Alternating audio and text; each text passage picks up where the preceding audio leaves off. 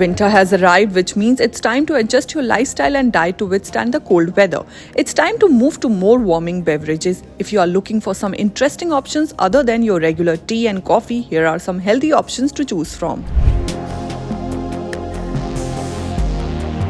Herbal teas are easy to make at home and won't add to an excessive caffeine intake.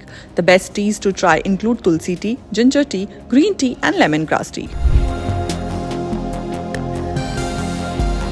Your mother or grandmother might have prepared badam milk quite often. Crushed almonds are added to milk and cooked for a while.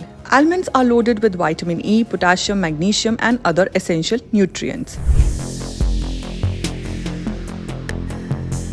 Cinnamon is a spice commonly used to add flavor to foods and drinks. This spice is loaded with strong medicinal properties. It is also beneficial for your heart and lowers blood sugar levels. Cinnamon can be used to prepare a variety of drinks both with and without milk.